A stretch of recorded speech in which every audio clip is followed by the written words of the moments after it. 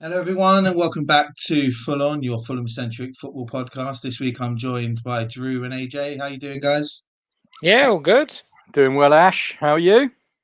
Yeah, great. Obviously, sadly, there's no Mozza this week. He's away for personal reasons, but we should be back hopefully for the next show. So we'll see you soon. We're going to jump straight in, guys. Let's get the show on the road with the latest news on Fulham. Obviously, Euro is still going on, so not loads going on. But there is obviously, because of the Euros, been a lot of interest in some of our players. I think it's probably right to start with Paulinho and the whole Bayern Munich situation. We spoke about it on the pod a few times. The latest is obviously we're still waiting for Bayern to meet the value that Fulham have put on him, or at least try and get near it. What are your guys' sort of views on it, Drew? How do you feel about the whole sort of Paulinho? Oh, oh, Ash, this is like rinse and repeat. People who've been following us on the pod previously are going to go, are they talking about this again? Fulham, to their credit, are holding out. I don't begrudge them that. I think Paulinho has proved his worth at the Euros. I especially liked it when he told Ronaldo to stop being a big baby after his penalty miss. That made me laugh. Everything's all agreed between the player and the club, i.e. Bayern. But Fulham are holding out, and so they should. I think it will get done. My concern is, and I think we've all expressed this previously, my concern is it gets done in the last week and of the transfer window, that is, and we're scrambling around. And with it appears we've lost Willian and Bobby Reed.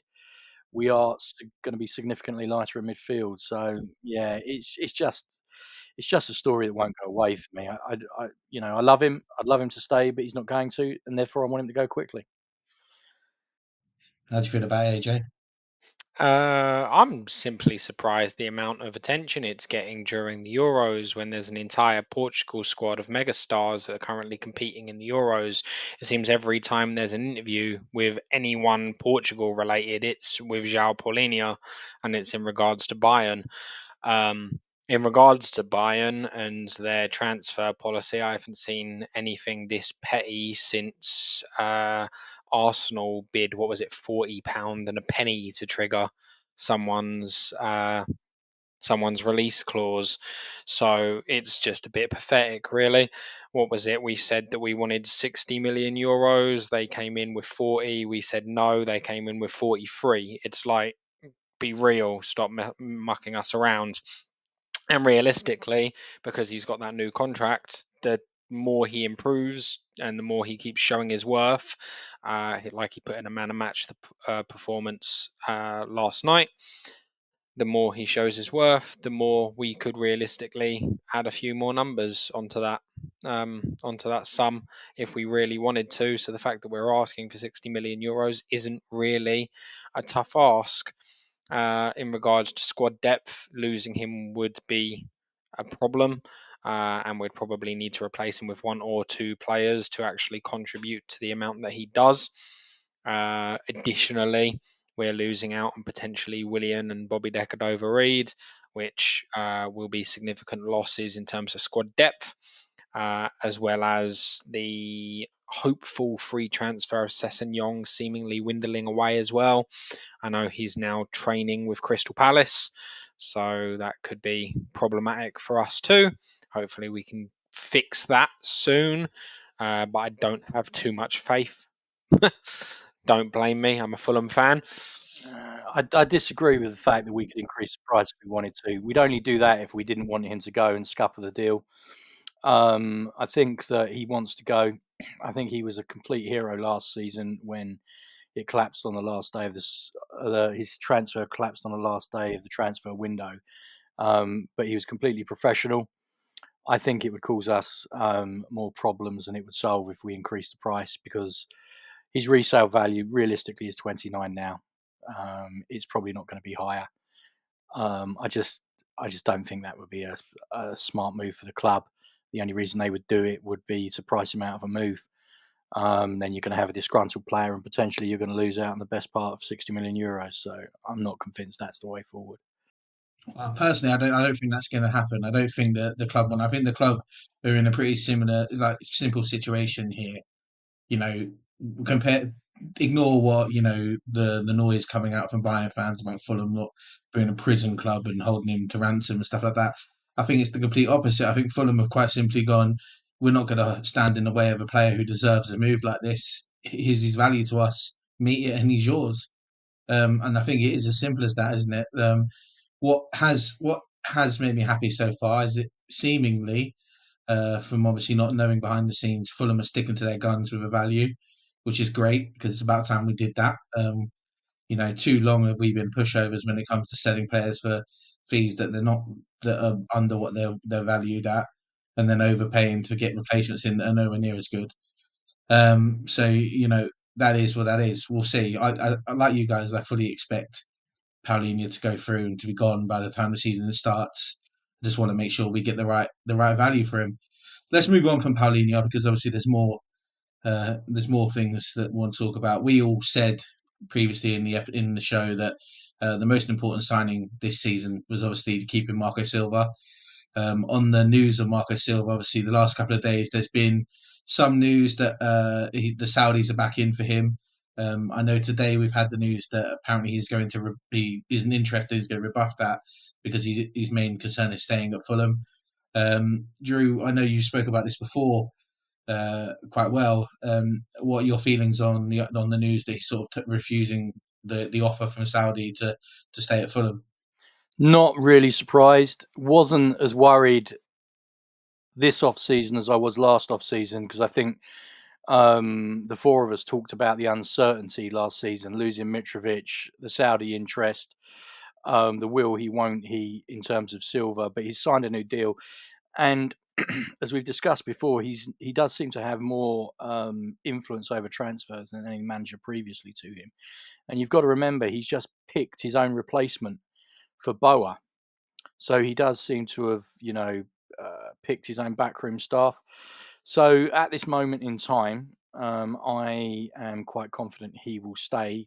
If we were talking about a top European club, a Champions League club, then I think we'd be in difficulties. But I don't think he has any interest in going to the Saudi League. And for those of us that watched our former centre forward in the Euros, a big comment was about how far he'd fallen off because the standards that he's playing against are so much lower than they were in the Premier League. There'd be nothing for Silva to prove in the Saudi League. Nothing for Silva to prove. Argument could be said the same for Cristiano Ronaldo. It's clear that he's not the epitome of his talent. Yes, there's a question around his age and that in that regards, but additionally, he's clearly trying very hard, but he's been in a league that has subsequently not tested him for the best part of a year, if not longer.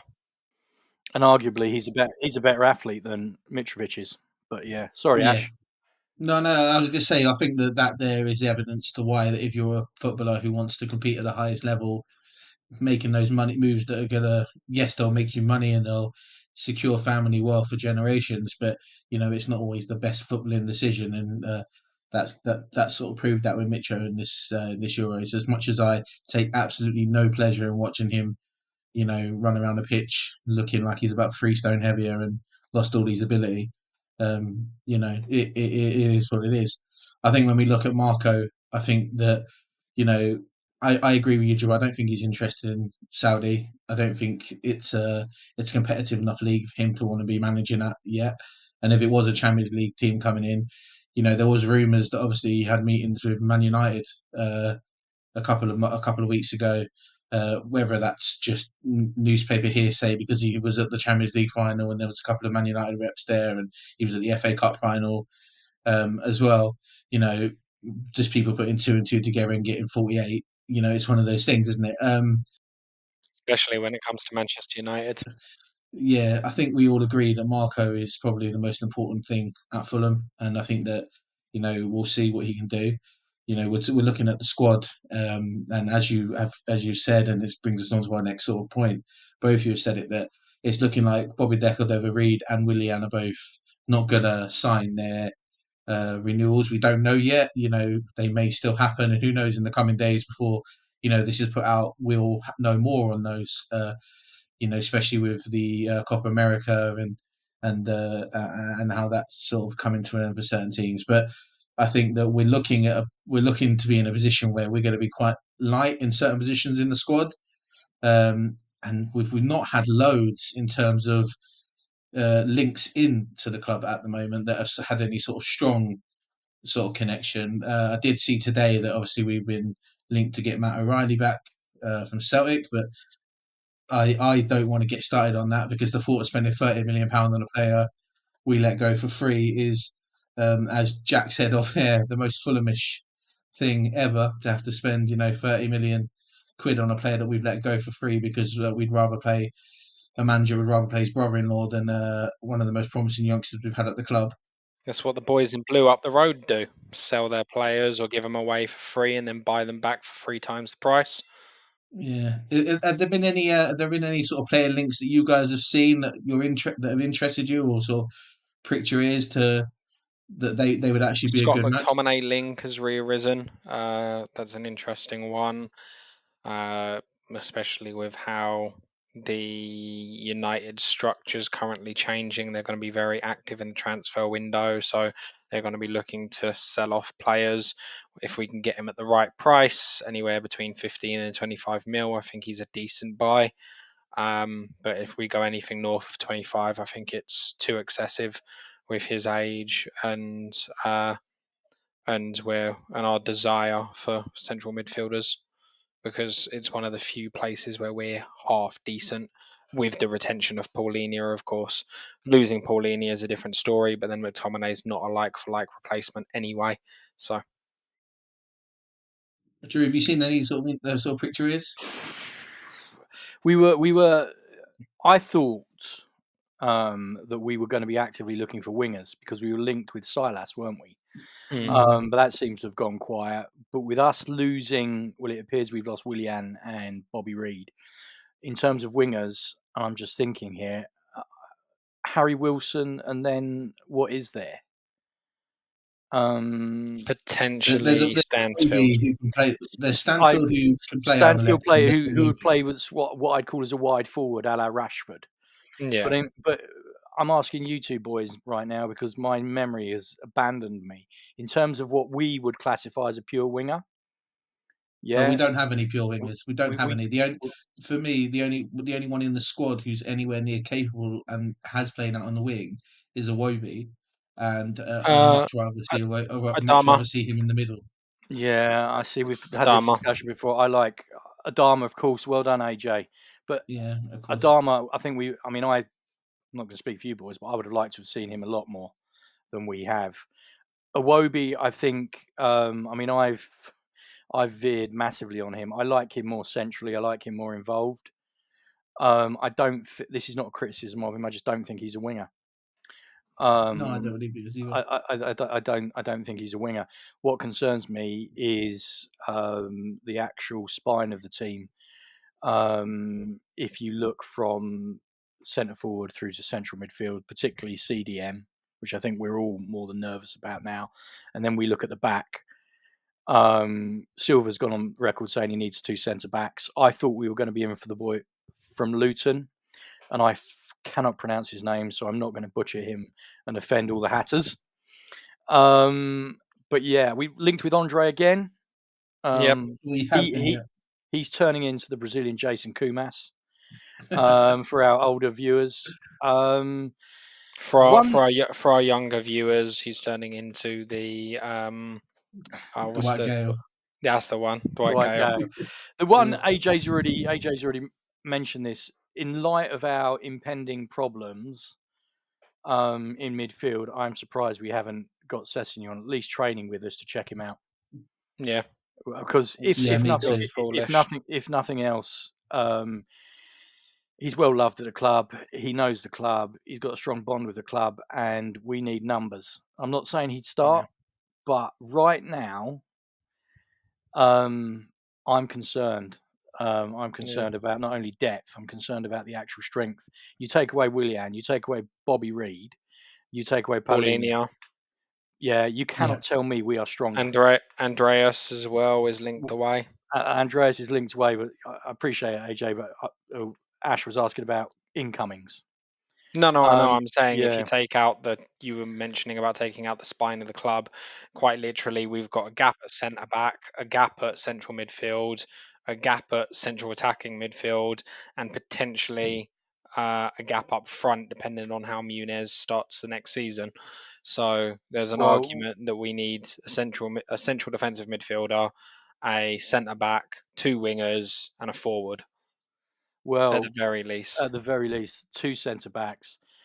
I mean, we don't know Vinicius, and one of you two boys might be more up on this. Vinicius has been linked with quite a few people, Hmm. and that would leave us That's- with Raul and Muniz. And I don't know about you boys. I am not comfortable going through a season with just those two.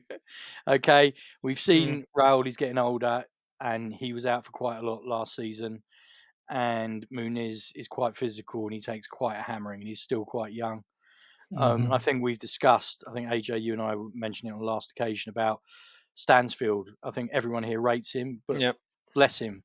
Does any of us honestly think he's prepared? He's at the stage where he could carry a central striking role as he is now in the Premier League. I think that's completely unfair. If we can Yeah, fill 100%. if we can fill the other roles in that we get a centre back, we get a Paulinia replacement, we get a couple of wingers in. If we don't get a striker by the end of the window and start the season with Muniz, Raul, and Stansfield, I wouldn't be mad at that going into January and seeing how they get on between September and January. If we fill the other roles, if we don't fill the other roles, we need another forward because we need somebody that can create goals on their own. Because realistically, we're going to be very short of creative outlets. Well, Yeah, obviously, a lot of noise around the club last year was that Adama wasn't quite fit. He had a few injury issues, and whether they were short-term things, it was just one of those things. We've all seen players do it where they have 3 or 4 injuries that sort of just come back to back to back, and it takes you out of the game for a long time. And we may well be planning on having him this season, and him being that person who, links up between the left side and the striker who plays up that second part. I think as the squad looks right now, I'm concerned. I think you have to be concerned Yeah, because there is a lot of blank spaces, and obviously, you know, the season doesn't start now for quite a few weeks. We still got loads of transfer window left, and between now and even the players properly reporting back into pre-season, we don't really know what's going on in terms of squad. My concern right now is, as you've just said, is that Jay Stansfield's going to have an awful lot of weight on his shoulders coming into pre-season, because potentially he's going to be carrying an awful lot of burden that he shouldn't. That's probably a bit unfair to put on him. And a couple of the other youth players are probably going to have the exact same situation. It'd be great for them, because they can come into pre-season and they can go, you know what, I'm going to show what I can do. And we'd all love that. We'd all love to see some youth players start playing for us, because one of the complaints that we all make all the time is we have one of the best youth academies in the country, and we just don't ever see the players come through to our yeah. team. So it's one of those things that it's a bit of a double-headed coin, but I wouldn't be comfortable where we are with the squad that we have now. I wouldn't be comfortable with the season started tomorrow Well, going with the in and squad going, yeah, we're gonna do all with, right.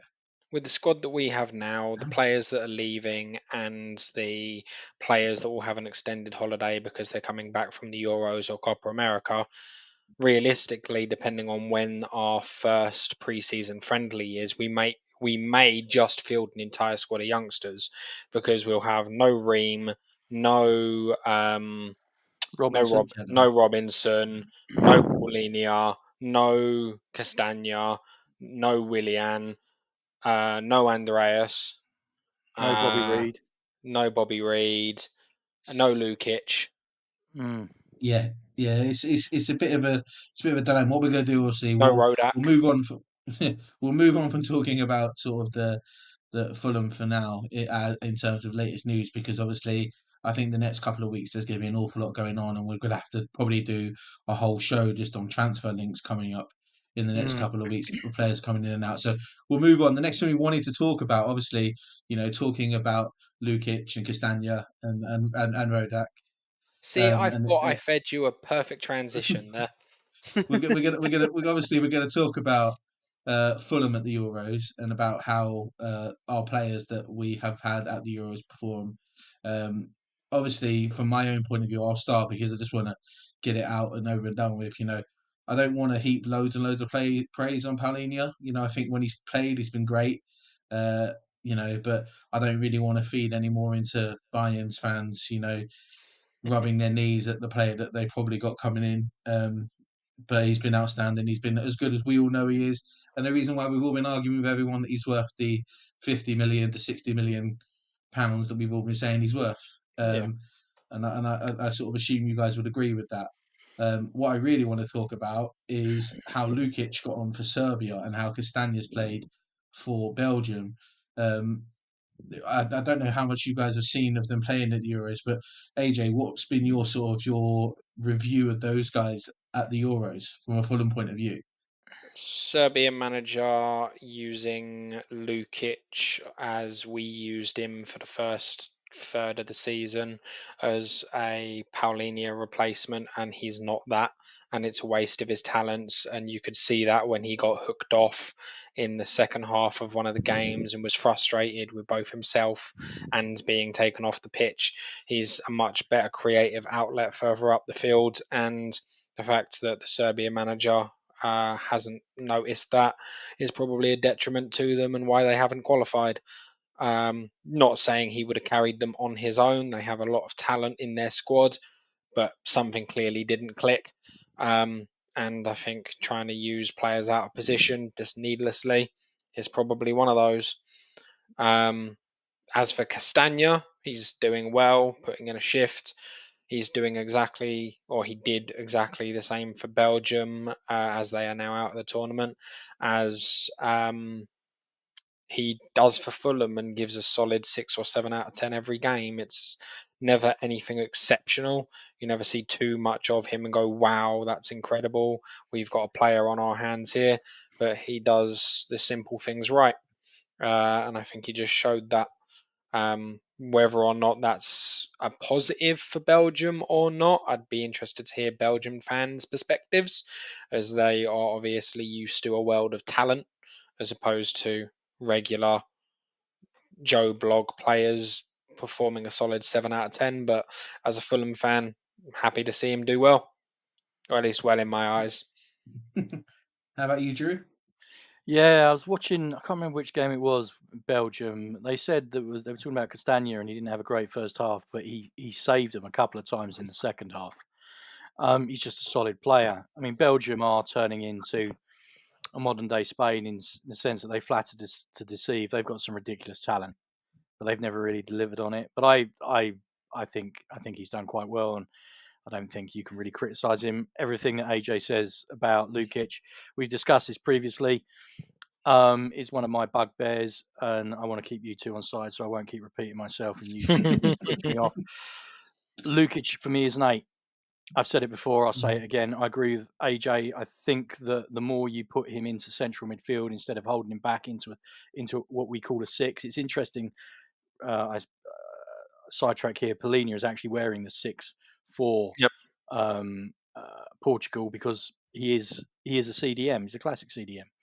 For me, Lukic is an 8, and when we have this, going back to Fulham now, we have this very strange decision-making process when we hook Paulinho, we bring on Reed, but we move him further up the field when he's obviously, clearly much better defensively in the tackle and instinctively than Lukic, who, as AJ's already pointed out, and I don't want to sound like I'm just nicking all of AJ, just repeating everything AJ said, but Lukic offers you so much more, as an expansive footballer. Paulinho, I'm not going to say anything about him because, everyone knows he was a secret. He's not anymore. And he's clearly one of the best midfielders, for his position in Europe. Simple as that. Yeah, I think I agree. Fully agree. I think I was just going to add in. I think that if I was Fulham and I was having to, have a quick meeting with those guys at the Euros after they finish to say, how we thought they've done. I think we could be quite proud of. We're not one of the big clubs who've got 10 or 11 players at the Euros playing for multiple countries, and we only have four if you include Rodak, who obviously is who didn't see a minute of football, was never going to. But you look at it and you go, I think Lukic did himself proud. I think every time I saw him play, um, he was really solid in a position, as we all agree. And Drew, you don't have to repeat it too much. I think all of us are in agreement. In a position that isn't his naturally. I don't think he naturally plays that position very well. I think he does a job for the team and he does it for Fulham too. But um, I think he had a few glimpses in games where, especially when Serbia were chasing games and he was pushing slightly more forward, that he looked even better than he was when he was sort of being held back by the manager. And I think the way that Serbia have come away from this Euros, and them think they've pretty much got rid of the whole management team anyway, because they're really unhappy about the way that they've got them playing, says it all.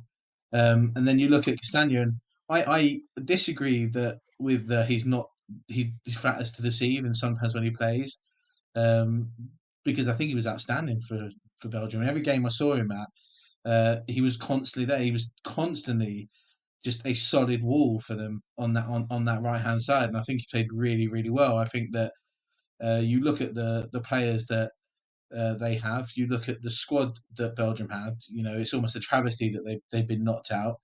But I think Castagna can come away and go, you know what, I did my bit.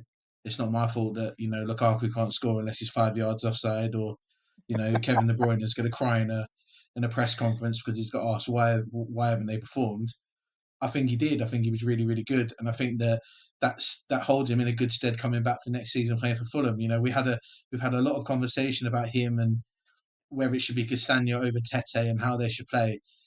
If Castagna's going to keep playing like that, I will tell you now that Kenny Tete will struggle to get much minutes this season, because if you want a right back who is solid and is just going to defend really really well and keep you in games, that's exactly who Castagna is. And I think that he like he showed for the whole of the second half of the season for Fulham, uh, he was outstanding. And I think that it. I want to just add a minor correction to what I said in regards to Castagna. His generic 6, 7 out of 10 is an overall basis. That's both offensively and defensively. You are correct in saying that when needed in a defensive structure for Belgium, he was absolutely there 9 times out of 10, and I can't fault his defensive performances at all. But for a team that arguably dominated or should have dominated a few of their fixtures, he wasn't progressive enough going forward for me.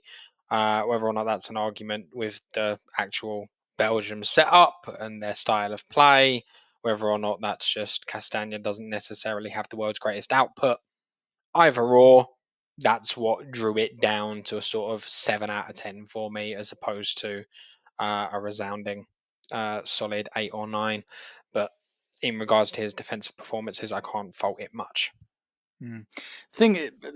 Sorry, Ash. The point going back about Tete getting back in the side, I've always preferred Tete over Castagna because I think Tete offers us more offensively. But the thing about Castagna, and it ties in with what AJ's just said, is that defensively he's very reliable and he's also much more available.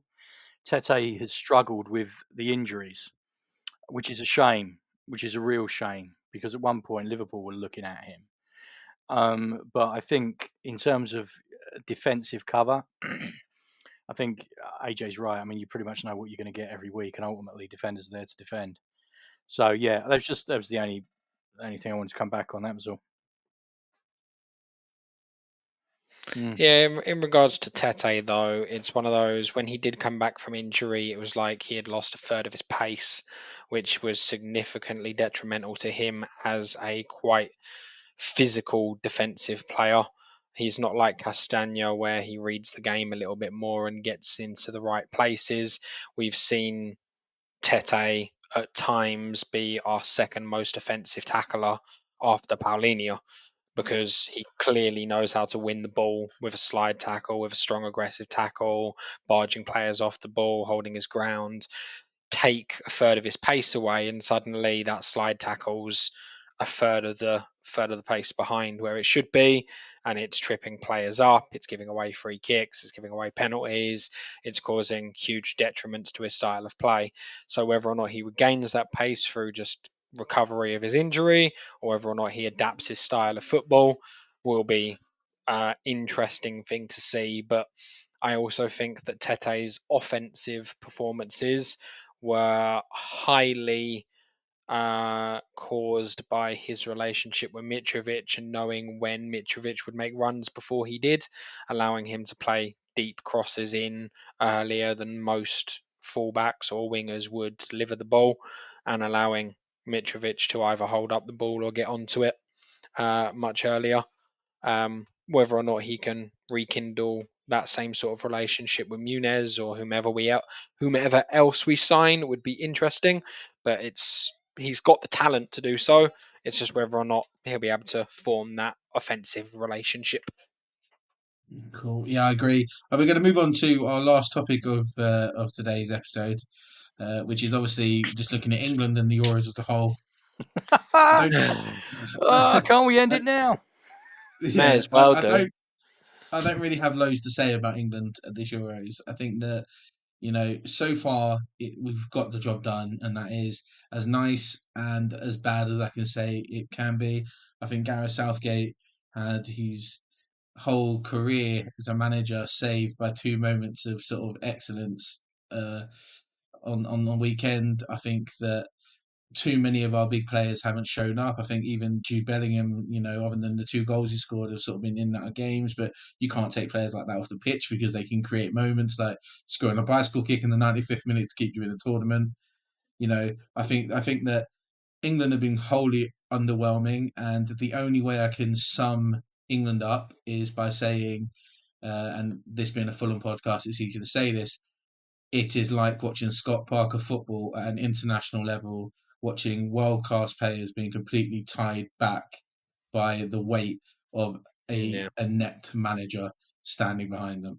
Yeah, I heard Gareth, get Sarif. Gareth Southgate. Yeah, may as well be. I've heard Gareth Southgate eats dry Weetabix for breakfast. It's clear that's the style of football that he's trying to implement, at least. It's beyond abysmal to watch, and that's coming from someone who's half Italian and has had to just watch the Italy team as well as the England team throughout this Euros. Sorry to all of the potential Italy fans that may have seen this, that got false sense of security by all of us during our predictions, saying that Italy had a young, exciting squad, because that is exactly what we didn't get. But I won't go on to Italy too much. Let's go back to England. Young, exciting squad that we didn't get. Yeah, we need to buck up our ideas before the Switzerland game. Otherwise, we are going to be in a world of pain and suffering. The only positive that I can potentially see from the most recent result and the upcoming Switzerland game is, one, Switzerland are going to be more open than any team we've played thus far. Hopefully allowing a more end-to-end game. Yes, it might turn into a defensive nightmare for England and we might concede two, but hopefully it means that we're more aggressive and score three. And yeah, that might be how the game goes. The other side of the coin is it's always better to have a flash in the pan at the end of a game than at the beginning of the game, because it means that you can take the confidence that you've gained from the end of the game and take it into the next game. Whereas we saw with the opening fixture versus Serbia, we had a flash 15 minutes of brilliance, scored the goal, and then it dissipated. And we then spent way too long just playing sit behind the ball and see what happens. Am I Way too confident? long, you mean another 2.5 games, right? Yeah, pretty much. Well, three and a half games if you consider the Three and a fact. half games, yeah. Yeah, if you consider the fact that we didn't have a shot on target until the 95th minute. Yeah, it's just it's dross that you have to keep hoping continues to give the results. At the end of the day, if we get anywhere near the final and actually perform half decently once we're there, then we can sit back and go, okay, it was miserable to watch, but at least we got there. But win or lose, even if we take home the title, Southgate needs to be gone in November, in my opinion.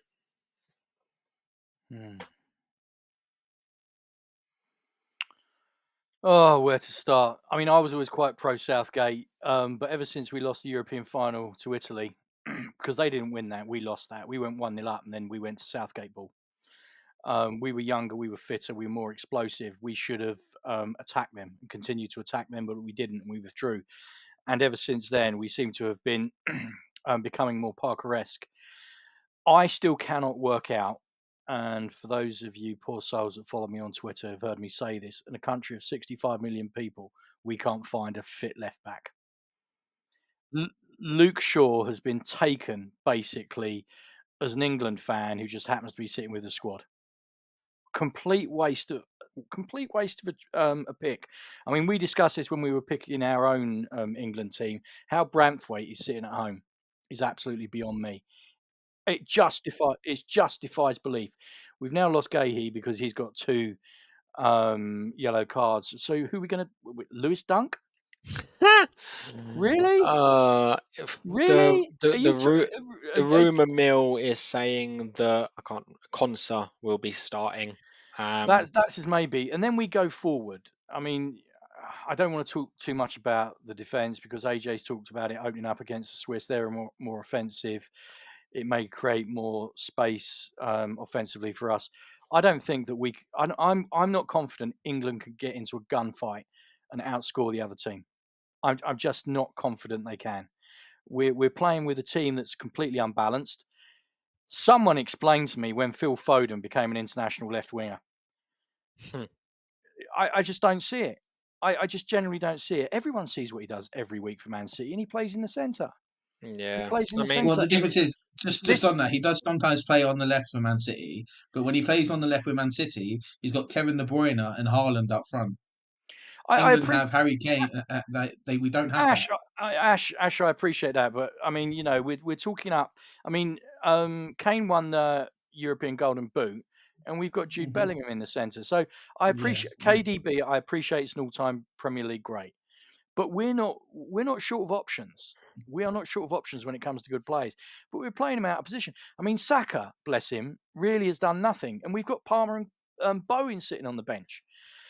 I just the balance of the team looks wrong. Defensively, we've got no covering, and I mean everyone knew we were struggling defensively, and we haven't got a proper left back. That is just negligent. There's plenty of options we could have taken. If you wanted someone with Premier League experience that's young, full of energy, you could have taken Livramento. Yes, naturally right-footed, but he is a lot more progressive down that left channel than the likes of Kieran Trippier is, or that Kyle Walker would be while being put at left back. He's not afraid to use his left foot, even though he is naturally right-footed. If you wanted someone that was an out-and-out left back that's performed really well, you could have taken Leif Davis from Ipswich, and realistically you could have said, okay, if Luke Shaw's fit, he'll play. If Kieran Trippier is required, he'll play. But then if we need a natural left-sided player to come on 60 minutes into the game because it's not working, that can overlap, sod it, let's put in Leif Davis. But sorry, AJ, coming back on that point, if you're playing Foden on the left wing, I may have missed it, but how many times have you seen him tear down the left and try and get to the byline? His natural inclination, and I'm not criticising him, is to stop and come back inside because he's a central midfielder. And if you've got a right-footed left back, they're going to do exactly the same thing. They're going to have to check back onto their stronger foot because when the pressure's on, you're going to revert to what you know. And this is just common sense. And it's just, I'm with you. Southgate's got to go after this tournament, AJ. Even when Trippier did overlap on the few occasions that he had, the defenders aren't even bothering to go with the runner because they know it's Trippier. They know he's not going to cross it first time on his left foot. They know he's not going to do a piece of skill to beat them on the byline. They'd much rather focus on doubling up on Foden, who is Premier League Player of the Season. Like Yeah, they're going to mark Foden out the game.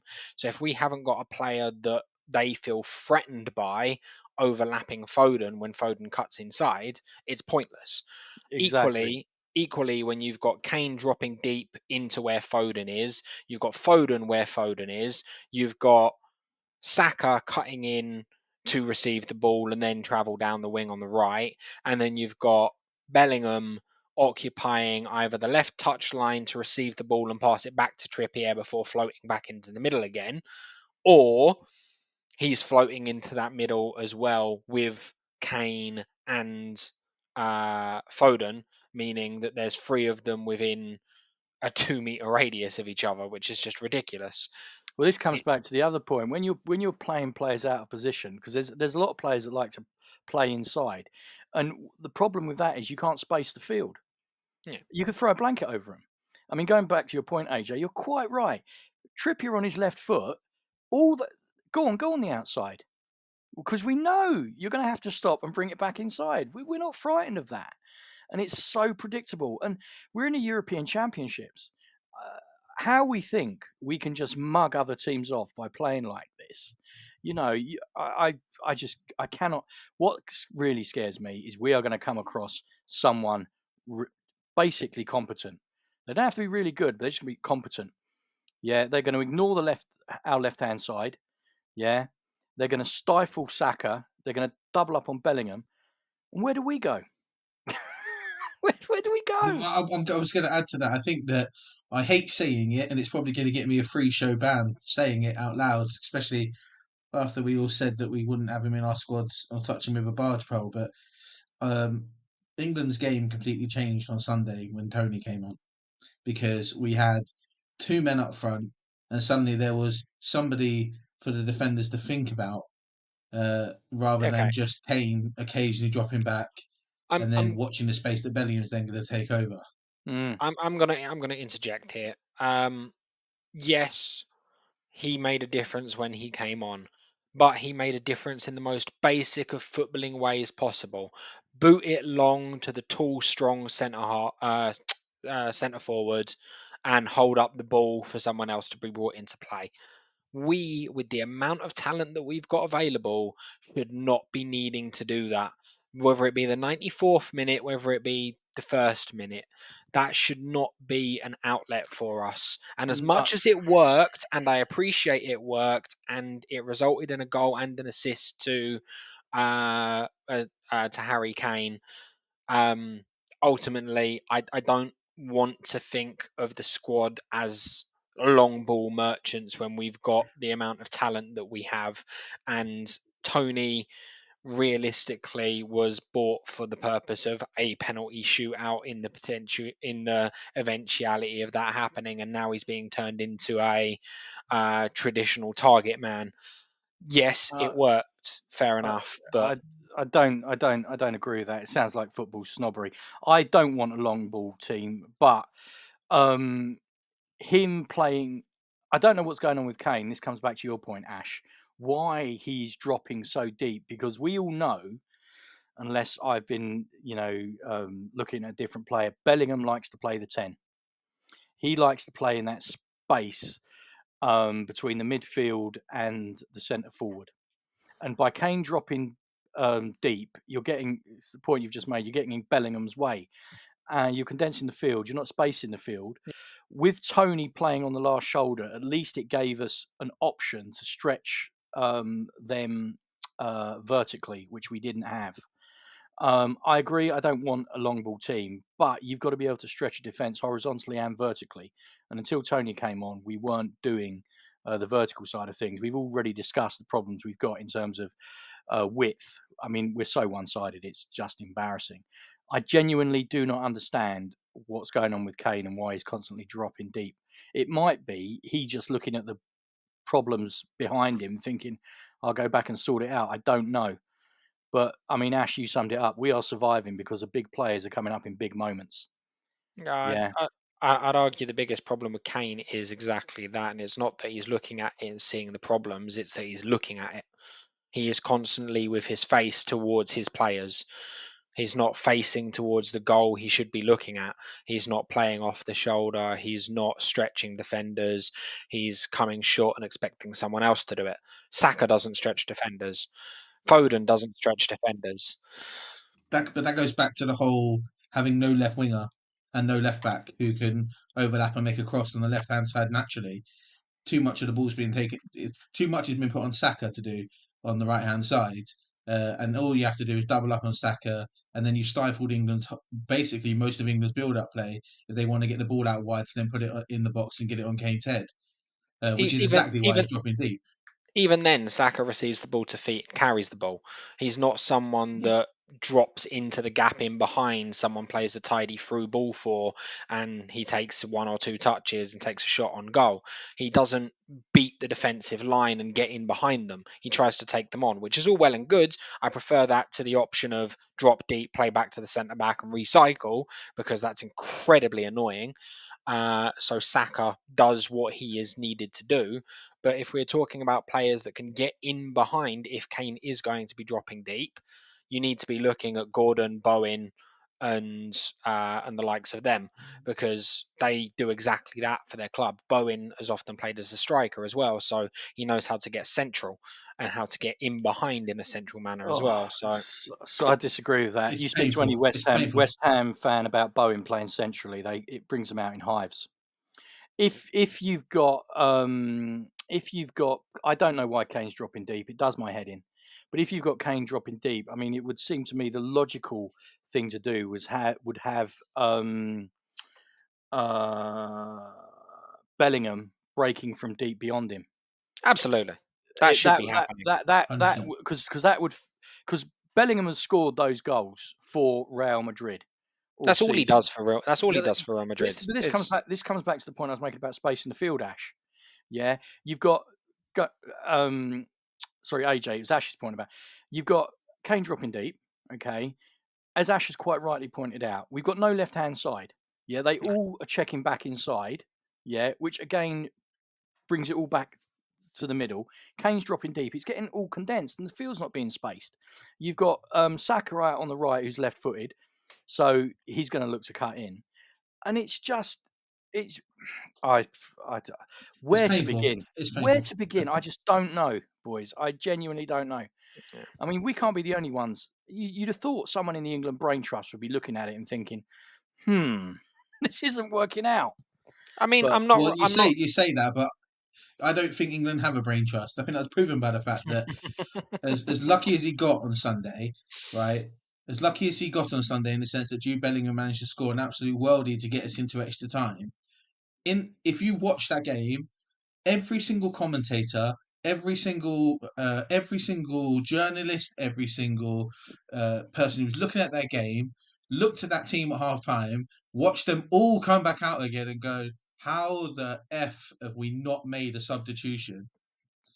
You then look at that second half and you go, and this is a point I made the other day, that within ourselves, that where Southgate reminds me an awful lot of Roy Hodgson in the sense of it doesn't matter how bad things are going, it doesn't matter how badly we're being overrun in the game, it doesn't matter how dead on the feet we look when we're on the pitch, he will not make a substitution until the 65th minute, right?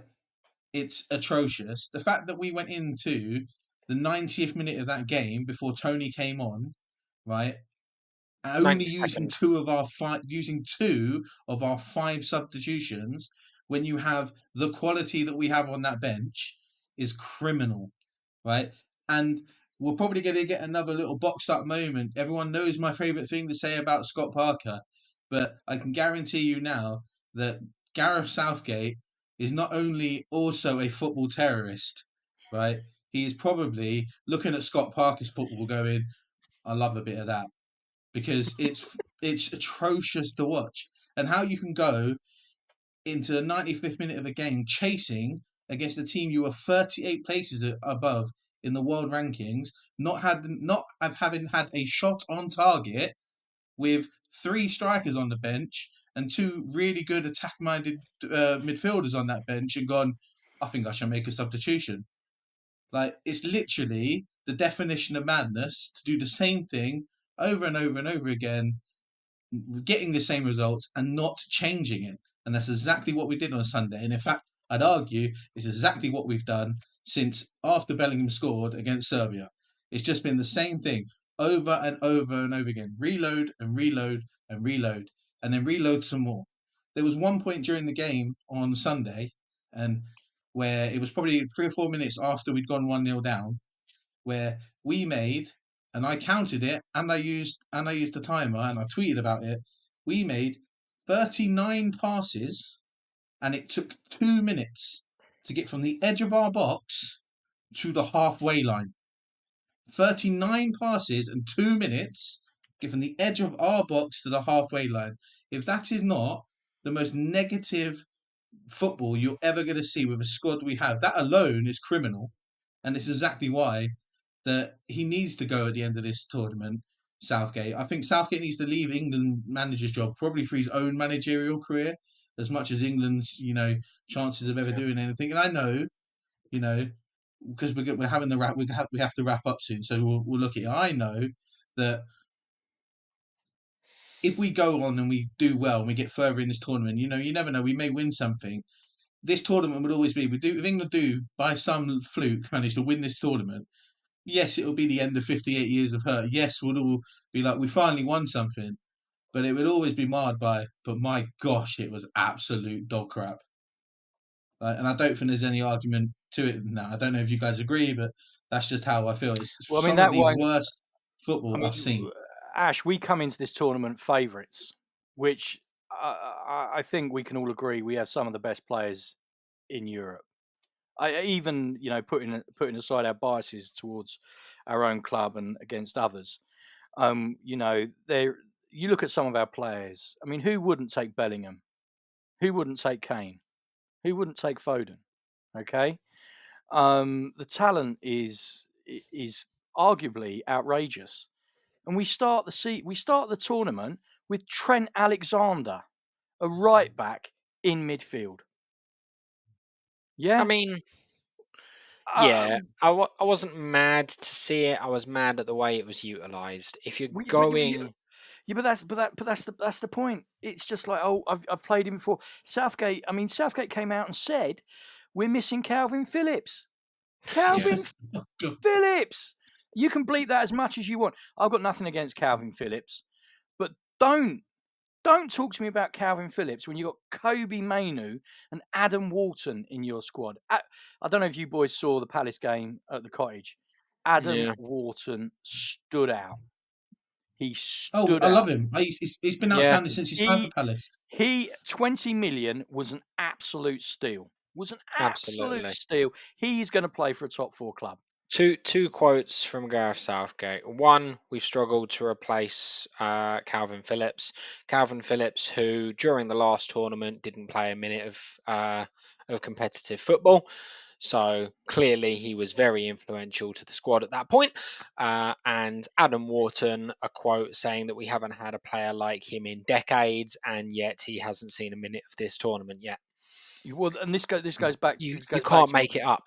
Yeah, well, no, you don't have to, AJ, because it's actually real and we're living it. And this goes back to my point about Trent. I've got no problem with Trent. Offensively, he's better than he is defensively. I think Walker's seen his last tournament. But we have got some genuine top talent in that midfield. And personally, and Ash, and I don't mean to keep going back to what you've already said about Foden, I'd have moved Foden inside. I'd have played him in his natural position and played Rice, Foden, then Bellingham behind Kane. And then, played Gordon out wide because at least you've got a natural left footer. Yeah. But I want England to do well. I genuinely do, but I have not enjoyed any of this. I really haven't. No, I mean, it doesn't matter now, but if you're going to use Trent in that midfield role, you can't have him as a double pivot with Rice and expect them both to do defensive dirty work. You need to be able to give him creative freedom to move out to the right channel, let Saka come inside on his left foot, let him overlap Saka where he feels like he wants to, play creative passes and switches out to the left channel, which only works when we've got a left winger or a solid left back for him to actually feed. He is arguably In fact, it's not even arguable. He is probably the player in the squad with the best diagonal pass in the entire squad. And whether you play him right back or central midfield, that's true. And what's diagonal from right back? Because it's not whatever England are playing. Well, it's left wing, isn't it? But I mean, yeah, I think you've got to have a specific plan for him. You can't play him in a double pivot. If you're playing a double pivot, to me that says Mainu and Rice. I would have thought, because Yeah. Mainu's a natural. I'd actually do Mainu and Wharton. What, and drop Dependent on Rice? dependent on your opponent. Drop Rice. Dependent on your opponent, yes. Rice is more defensive, in my opinion, and not required against the likes of who we played last, or Serbia, or like. But that isn't that the idea of a double pivot, to provide you with more defensive cover? You want players that are more defensively minded. The problem is, and I think we can sort of hit the nail on the head with England's problem here, is that we have three or four of the world's we probably have three or four of the world's best attacking players, and we're trying to play a double pivot. Like, sorry again for swearing, and Dan, you're gonna have to beat that out, but like we have three or four of the best attacking players in the world, and we're trying to play a double pivot because we're more concerned about just looking solid. And it's not good enough. And I think that Trent Alexander-Arnold was used a bit as a scapegoat after the first game against Serbia. I don't think he did that badly. I just think that he had a problem with what he naturally wants to do, where he naturally wants to get the ball out wide and he naturally wants to get the ball moving like he would do for Liverpool. There's no winger out there who can do it because Foden doesn't want to be out on that wing. He wants to be in the middle. And the left back can't cross with his left foot, so it's a pointless ball. I think that one of those things. How we've gone into this tournament with no fit left back, who's actually a left back. How we gone into this tournament with no one who's probably playing, who should be playing on that left wing naturally, is part of our biggest problem. And I think that's where England's whole thing, it all just feeds into each other, where it's a bit of a mess. And the creative players that we have are being stifled by the way that they're being set up to play. And it's exactly why everyone's getting so frustrated at Southgate. I think we're circling now. We keep going back over the same points, and I think it's clear to both all of us and our audience what we're trying to get at. So what I'm going to say is 3 lions on the shirt. Come on, England! All of that jazz. Is there anything we want to talk about quickly about the remainder of the teams in the Euros? Because our audience might not be solely English. However, I expect the majority will be. And if not, leave it in the comments, and just remember to like and subscribe. If you disagree with everything we've said, too bad. We've said it. It's out there. But yeah, I mean, obviously we want England to win, of course. But Ash, if we do win, how the hell? I just can't see it. I mean, it's just like, I really can't. It is one of those things that ever the optimist. Who knows? If we're going to keep going through playing absolute dog shit football, then that's absolutely fine. We're back in.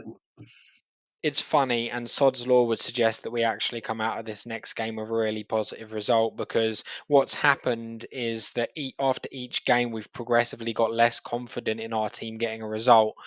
And it was Serbia. Yeah, we'll win comfortably. Who did we play after Serbia? I can't even remember now. Denmark. Okay, that's a bit more of a hardy game. We'll win marginally. Then we played, what was it, Slovenia after that? Or Slovakia? Which one? One of the two. Yeah, one of the two of those we played, and we said, okay, we should just about win this one, and then it was 0-0. And then we go into the game where we've gone, we'll scrape past. It'll be 1-0, or it'll be very tight. We shouldn't really concede. We've been quite strong defensively, and then we concede straight away and chase the rest of the game. Now it's right. No one's got any hope of us beating Switzerland. We're screwed. That's it. Watch them go and beat them 3-0 or something like that. The joke of it is, we're in the easier half of the draw. We'd already be at home. If we were in the other half of the draw, we'd be done. Yeah. You could stick a fork Let's just see. Let's just see. Look, guys, we're going to be meeting back in a couple of weeks. We'll review the rest of the Euros. Who knows? We may well celebrate an England victory. I will literally eat my hat if that happens, but we will see. Hopefully, And the Fulham rest may of have the, signed the rest someone. of the tournament. Fulham may have signed someone. Look, watch this space. Look out for us on Twitter. We will keep Okay. interacting about it. Hope you guys all have a good couple of weeks. We'll see you in a couple of weeks. We'll review the rest of the tournament. We'll see if Fulham actually do anything. We'll see if Bayern Munich finally decide they actually want to pay the money for Paulinho. Yeah. And we'll go from there. And we'll Other get than Mozza that, have a back. good week. Yeah. And hopefully Moz will be back to you. The Yeah. only thing that's guaranteed out of all of those things is that we'll be back in a couple of weeks. Yeah, See you pretty all. much. Definitely. Take care. Have a good couple of weeks.